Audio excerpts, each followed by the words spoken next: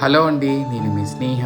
ట్రాన్స్జెండర్ని ప్రేమించి పెళ్లి చేసుకున్న అబ్బాయి. వీరిద్దరి ప్రేమ జంట కూడా నిజంగా చెప్తున్నాను, చూడ చక్కగా చాలా బాగుంది.